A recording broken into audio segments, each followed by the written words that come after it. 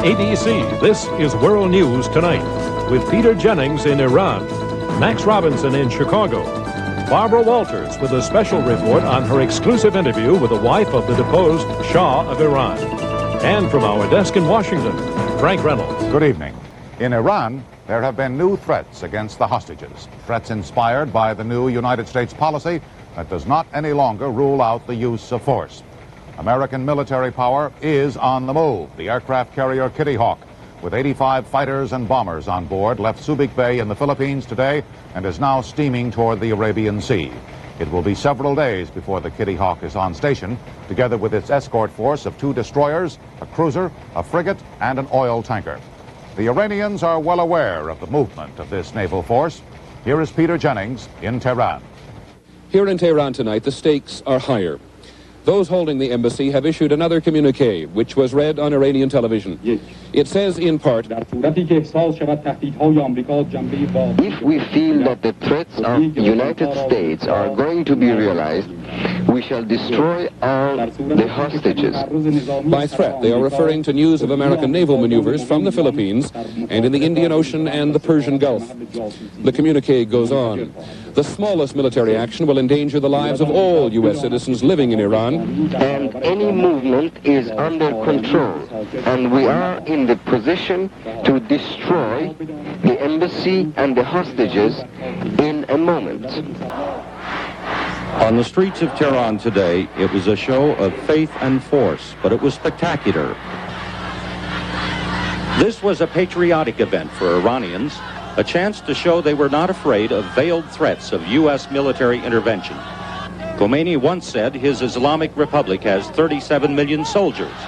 That's Iran's estimated population, every man, woman, and child.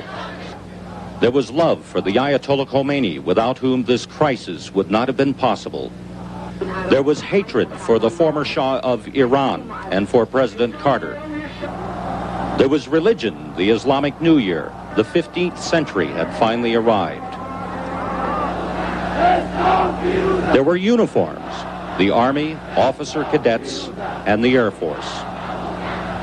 It was the biggest march and demonstration here in Tehran since the Islamic Revolution, and it converged on the United States Embassy, where as many as 49 Americans are still captive.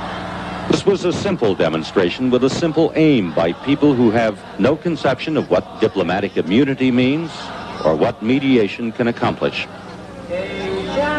Bob Dyke, ABC News, Tehran. The president remained at Camp David today, keeping in touch by phone with officials here in Washington. But at the White House, it was made clear that the official view of the crisis is now more serious than ever. Here's a report from Sam Donaldson. The administration insists it is still trying to solve this crisis by peaceful means. But in the wake of yesterday's disclosure that the use of military force is no longer being ruled out, today's message seems to be that both patience and time are running out. Press Secretary Jody Powell said trials of our personnel in Iran would be a mockery. He said American hostages have been virtually condemned already under Islamic law. And he warned that an attempt by holding trials to turn hostages into legal prisoners could not be accepted. Furthermore, mistreatment of the hostages has suddenly been given emphasis here at the White House. From a variety of sources, one official said it is known the hostages are still being blindfolded, bound hand and foot, isolated, denied messages, and shown forged documents suggesting their government has abandoned them. The picture, said an official, is one of calculated and sophisticated techniques of psychological pressure. When this crisis started, there was a view expressed here that time was on the side of a peaceful solution. But the longer things strung out without some tragic accident, the greater the chance that forces of moderation and reason would take hold in Iran. But now some officials here are beginning to doubt that. The Ayatollah Khomeini seems not to believe that Washington will act, seems to believe that the mounting warnings from here are just a bluff. We hope to God we don't have to prove it, said one official, but we aren't bluffing. Sam Donaldson, ABC News, the White House. Well, the pressure is increasing, and so is support for any military action the president might order. For example, there was this statement today from Senator George McGovern of South Dakota, usually a staunch opponent of military moves. While we'll be patient, we'll be prudent in bringing about the release of these hostages. If they're not released, if they're tried and executed, that's going to provoke very severe reprisals from this country. I have no doubt about that in my own mind. And that means military. that means military action. What else can we do? It may also mean a very airtight blockade around Iran that would prevent anything from moving in or out of that country. Secretary of State Vance met at the State Department today with the ambassadors of about 30 Islamic countries, asking them to provide increased security for the American embassies in their countries. And late today, the Secretary released a message from Bruce Langan, the top American diplomat in Tehran, asking for the Thanksgiving prayers of all Americans, not only for the release of all the hostages. Langan also asked for prayers that good relations will someday be restored between the United States and Iran. In view of what is happening now, that day seems distant indeed. Peter? Any show of American strength here means two reactions in Iran. The first, Iranian, is in this atmosphere one of derision and further solidarity. The second is a certain disbelief that the United States would attempt to rescue the hostages by force.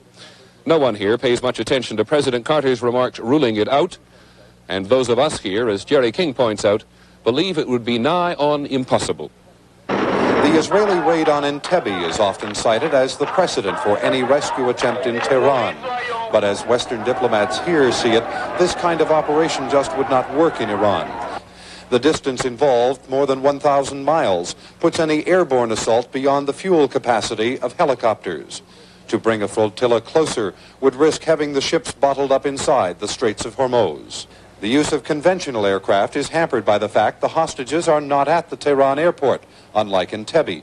They are in the city center. Light armored vehicles flown in would still have to pass through 6 miles of heavily populated area. A surprise assault impossible. Tehran's daytime traffic is some of the world's worst, simply clogging the streets by night, and it happened during the revolution last February, would also thwart a ground operation.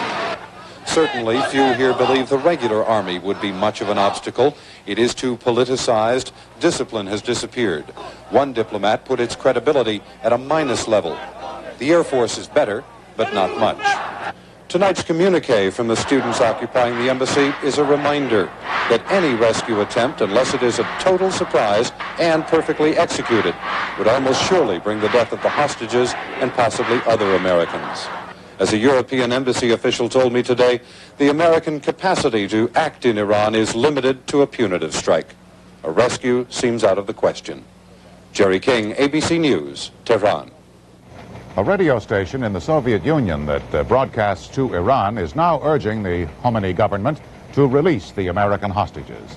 And an American official said that broadcast represents a change of 180 degrees in the Soviet position on the Iranian crisis. The French government, which up till now has refrained from any statement on the takeover, today criticized the Khomeini government and called for the release of the hostages. The French said no motive can justify the occupation of an embassy and the taking of diplomats as hostages.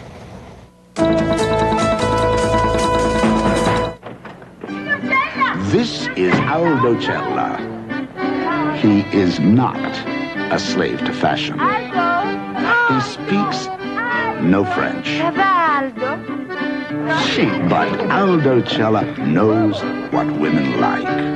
Cella Bianco, a very special white wine. Chill a chair. Aldo.